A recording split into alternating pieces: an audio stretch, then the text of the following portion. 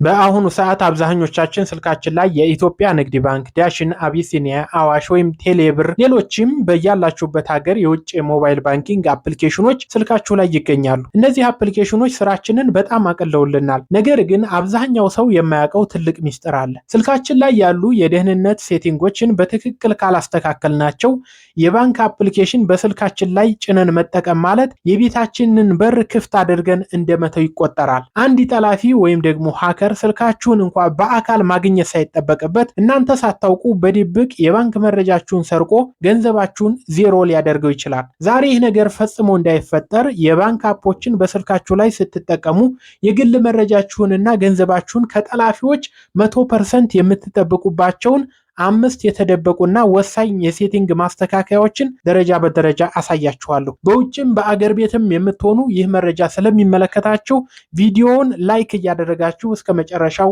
እንድትከታተሉ በአክብሮት ጋብዛለሁ። አብራችሁን ቆዩ። አንደኛውና ብዙዎቻችን ችላ የምንለው ትልቁ ስህተት የባንክ መልእክቶችን ስልካችን ተቆልፎ እያለ በስክሪኑ ላይ እንዲታዩ መፍቀዳችን ነው። ይህ ለምን አደገኛ ሆነ ካላችሁ እስኪ ያስቡት። ስልካችሁን ካፌ ውስጥ ወይም ደግሞ ጠረጴዛ ላይ ወይም ቢሮ ውስጥ ትታችሁት ትንሽ ፈቀቅ ብትሉ የሆነ ሰው ገንዘብ ሲልክላችሁ ወይም ደግሞ ባንክ ኮድ ሲልክላችሁ ስልካችሁ ቢቆለፍም እንኳን ስክሪኑ ላይ ያ መልእክት በትክክል ይታያል ማለት ነው። በዚህ ጊዜ አጠገባችሁ ያለ ማንኛውም ሰው የተላከላችሁን የገንዘብ መጠን ምን ያህል ገንዘብ እንደገባላችሁና የእናንተን ቀሪ ገንዘብ በቀላሉ እንደዚሁም ሌሎች ሚስጥራዊ ኦቲፒ ኮድ እንኳን ቢላክላችሁ ያነሰው ስልካችሁ ቢቆለፍም ማየት ይችላል ማለት ነው። ይህ ደግሞ ለደህንነታችሁ እጅግ በጣም አስጊ ስለሆነ አሁኑኑ ይህን ነገር ማስቆም ይኖርባችኋል። በመጀመሪያ ስልካችሁ ላይ የምትጠቀሙበትን የሞባይል ባንኪንግ አፕሊኬሽን አንድ ጊዜ ጫን አድርጋችሁ ወይም ደግሞ ሆልድ አድርጋችሁ እንደኔ ትይዙታላችሁ።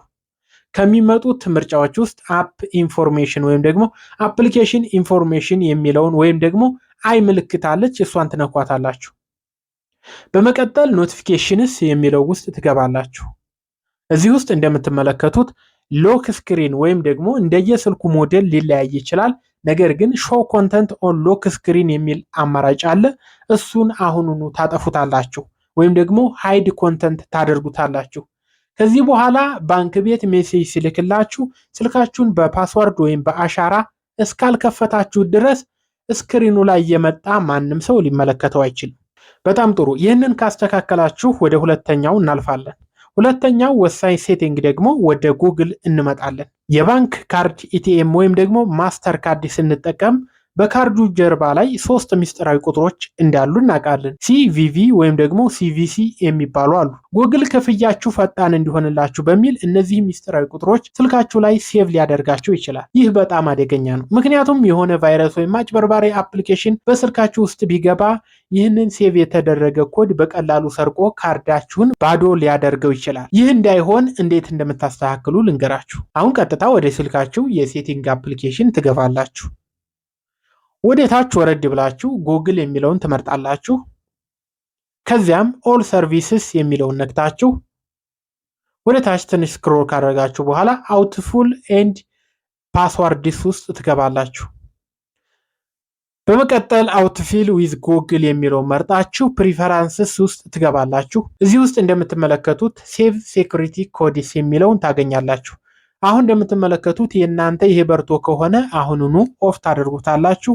ምንም የሚጠቅማችሁ ነገር የለም። በጣም ጥሩ። ወደ ሶስተኛው እንለፍ። ሶስተኛው ደግሞ የባንክ ማረጋገጫ ኮዶች ወይም ደግሞ ኦቲፒ ከስልካችሁ ውጭ ሌላ ቦታ እንዳይደርሱ መዝጋት ነው። አንዳንድ ጊዜ እኛ ሳናቅ የእኛ ስልክ ከሌለ ታብሌት ወይም ኮምፒውተር ላይ ተገናኝቶ ሊሆን ይችላል። ይህ ማለት ባንክ የሚልክላችሁ ሚስጥራዊ ኮድ እዛኛው ኮምፒውተር ላይ ለሌላ ሰው ሊታይ ይችላል ማለት ነው። ማረጋገጫ ኮድ በእጃችሁ ባለ ስልክ ብቻ መታየት ነው ያለበት። በጭራሽ ይህንን ነገር ሳታስተካክሉ መተው የለባችሁ። ይህንን ለማስተካከል ሴቲንግ ውስጥ ትገባላችሁ።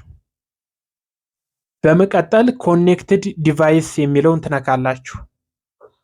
በመቀጠል ኮል ኤንድ ቴክስት ኦን አዘር ዲቫይስ የሚለው ውስጥ ትገባላችሁ። እዚህ ላይ ከእናንተ ስልክ ውጭ ሌላ የማታውቁት ታብሌት ወይም ደግሞ ዲቫይስ ካለ ወዲያውኑ መርጣችሁ ሪሙቭ ታደርጉታላችሁ። አራተኛው ሴቲንግ ደግሞ ከፕራይቬሲ ጋር የተያያዘ ነው። ጉግል በስልካችን ስንት ብር መቼና ለማን እንደከፈልን ሙሉ ሪከርድ ሰርቨሩ ላይ ይመዘግባል። የገንዘብ ዝውውራችሁን ማንም እንዳያውቅባችሁ ከፈለጋችሁ ይህንን ማጥፋት ትችላላችሁ። በመጀመሪያም እንደተለመደው ወደ ስልካችሁ ሴቲንግስ ትገባላችሁ። ጉግል የሚለውን አንድ ጊዜ ትጫኑታላችሁ። በመቀጠል ወደ ጎን ኦል ሰርቪስስ የሚለውን አንድ ጊዜ ተጫኑት። ወደ ታች ወረድ ብላችሁ አውትፊል ኤንድ ፓስዋርድስ ከሚለው ስር አውትፊል ዊዝ ጉግል ውስጥ ትገባላችሁ። አሁን ግን ጉግል ዋሌት የሚለውን ትመርጣላችሁ። ከላይ በግራ በኩል ያሉትን 3 መስመሮች ነክታችሁ ሴቲንግ ውስጥ በመግባት ማኔጅ ዩር ጉግል ፕሌይ ዳታ የሚለውን ፈልጋችሁ ሪከርዳችሁን ወይም ደግሞ የእናንተን ሂስትሪ ታጠፉታላችሁ ማለት ነው። በጣም ጥሩ። ወደ 5ኛው እንሸጋግራለን። ቪዲዮን ላይክ የማታደርጉ ሰዎች ግን አሁኑኑ ላይክ አድርጉ። ቻናሉ ደግሞ ሰብስክራይብ በማድረግ እንደዚህ የደህንነት መረጃዎችን በየጊዜው ታገኛላችሁ። እሺ ወደ 5ኛውና እጅግ በጣም ወሳኙ ነገር ደግሞ ኤስኤምኤስ ፐርሚሽን ይባላል። ይህ ለምን ወሳኝ እንደሆነ ልንገራችሁ። አንዳንድ ጊዜ ጌም ወይም የባትሪ ፍላሽ ላይት አፕሊኬሽኖች ፕሌይ ስቶር ላይ እናወርዳቸዋለን። ከዛ ከከፈትናቸው በኋላ ሜሴጅ ለማንበብ ፍቀድልኝ ወይም ደግሞ አሎ ኤስኤምኤስ የሚል ፍቃድ ይጠይቁናል። እኛም ሳናነብ አሎ እንላቸዋለን ወይም ደግሞ ፍቃድ እንሰጣቸዋለን። ይህ ማለት የአፕሊኬሽን ባንክ ቤት የሚልክላችሁን ማንኛውም ሚስጥራዊ ኮድ በድብቅ እያነበበ ለሀከሮች ይልካል ማለት ነው። ይህንን ለማስተካከልና አደገኛ አፖችን ለማስወገድ ስልካችሁ የሴቲንግ አፕሊኬሽን ውስጥ ትገባላችሁ። በመቀጠል አፕስ የሚለውን ትነካላችሁ። ከላይ 3 ነጥቧን ነክታችሁ ወይም በቀጥታ ፐርሚሽን ማናጀር ውስጥ ትገባላችሁ። ስክሪኑ ላይ በደንብ ተመልከቱ። እዚህ ውስጥ ኤስኤምኤስ የሚለውን ፈልጋችሁ ትከፍቱታላችሁ።